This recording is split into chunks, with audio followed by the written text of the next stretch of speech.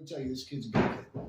I don't know what you're tuning in for, but if you're tuning in, he's a fucking champion. He really is. Let's try one more time. Oh! Yeah! We finally crowned our champion in podcast league so far. And you know what? In this league, we got Uncle Vinny. Pouring something in my cup. All right, championship And drink. the champion. Growing up, what drew you into the street life? Money, and it's kind of an ego factor as well. You know, you get involved with a circle of people.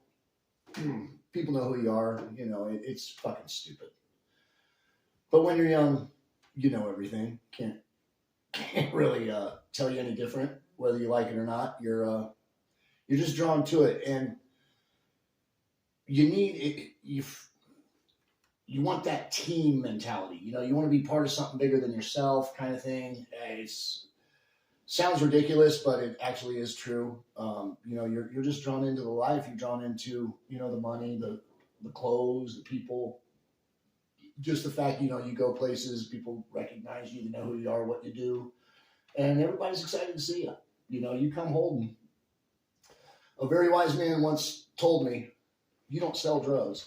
Drugs sell themselves. You just got to be having them." There's a lot of truth to that. Not the first or the last guy to fall into that bullshit. I guess that's the best way I can put it. Just the way it's got to be. There's too many punches pulled in this fucking 2022 bullshit anyway. Nobody likes to hear the truth. The truth does hurt more often than not. Too bad, so sad, you know. Let me talk about my sister 1 minute. Sorry, Chrissy, about last time, but here we go. Yeah. Shout out to my sister, Christina DeSalvo Yep. Giacomo. She's married to a really good dude. This dude would love all this shit. He loves the hunting, fishing. You know, he's an actual redneck. He's a good guy, but he is a legitimate redneck. You know what I'm saying? He can't help it. That's who he is, and he's one of the best dudes I know. You were growing up, what inspired you to get your first tattoo? Everybody else having tattoos. You know, it was just something that's like, God, you know, those are cool. I got to get me one of those, but it don't stop at one. Once you get one, I need 100 more. It's kind of like drinking. One's too many, 100 ain't enough. So you just keep rolling with it. But yeah, sure. Tattoos are fun, but I would highly recommend not getting one before you're old enough to know what you really want, and get the right artist. It's all about having the right artist. You know, you walk out of the tattoo parlor a couple hours later and you look at it, it's cool. And then you look at it 10 years later, you're like, you could have done a better job on it. And maybe 10 days later, you know, could have done a better job. But, you know, it was just, that's what you do. You know, you go get tattoos. Out of all the different aspects of that street life you could have been in, why that way? Growing up back then. I'm a salesman, and that was just a good sales position. It was easy to get at the time, and it was certainly easy to get rid of. So, you know, it was definitely, you know, the money and of course the ego aspect, you know, everybody needing you for something, you know what I'm saying? And, you know, it was a lot of fun, and I'm glad I'm not doing it now. So it's respect to you for doing that, young blood, nephew. Hey, I think because people can get inspired from both senses, in the sense that they can learn from your experience of, like, you're teaching them to stay out of that right now to keep their life safe. Here's a good story for you. For instance, there was this one time that a acquaintance of mine said, "Vinny, I need you to hold on to something for me." Fair enough. Easy request. You know, I don't know what's going on. Don't ask too many questions. Just, yeah, sure, man. I got you. And so I put it with what I had already had in a box. And there were two boxes right side by side. And to be perfectly honest with you, one was a nice brick.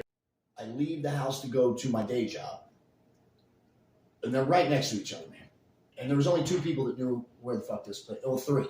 The guy who gave it to me, my wife, and myself. I know my wife didn't do it. I come home, and one of the boxes is missing. And, I mean, it's roughly $16,000, $18,000 worth of shit. So it's kind of a big deal. And I knew I had some questions I was going to be asked and some answers that needed to be made. And so that was a tough one. That was a fucking tough one. I really regret that. That was a bummer, having her see that facet of the lifestyle. Part of the game. I mean, you sign up for it when you sign up for it. And if you can't handle it, it's one of those things. You can't do the crime, can't do the time, don't do the crime. Because my son, he will not break the law. I don't know where he gets it from, but he won't. Like, even trying to sneak down a couple of rows lower at the Bengal game or the Bronco game or the fucking Nuggets game or wherever, he's like, Dad, I don't want to do it. I don't want to do that, Dad. Like, no, those aren't our seats. We're in these seats, Dad. I don't want to do it. And he gets legitimately nervous. It's not a problem for me. So it's kind of like something he was born with, is that paranoia, which is fine. That's good. Maybe, hopefully, it'll keep him out of trouble. Drop it instantly. But, I mean, I lose most fights I'm in, as you can imagine. But I don't mind a broken bone. I don't mind a broken nose. It is what it is. You got to show up. If you don't show up and you don't, if you back down, boy, that's a harder lump to take than a broken nose ever would be. On our last episode, we were talking about, that's the ball we were talking about. What your best, I don't know what the verbiage was, but quote, unquote. some sort of your favorite memory or whatever in pro sports. This is it. This is the memory in a case. And that's awesome. It's a tangible piece of your life that you can show your kids and your grandkids and be like, you know what this ball is? Well, let me tell you about this ball. Oh, dude, I've been eating roaches. Really? Oh! I've been eating roaches since I was fucking 16 years old, man. More honest. Honest? Brutally honest. Brutally honest is fine, but honest is honest, man. There's way too many fucking pussies on this planet right now that cannot stand to hear the word no. They don't like to hear, that they're wrong. All they want to hear is, yes, I'll do that for you. Or, oh yeah, I'll take care of that. Everybody is part of the fucking problem. Very few people are part of the solution. I'm not saying I am part of the solution, but I certainly try to solve my own problem. Oh!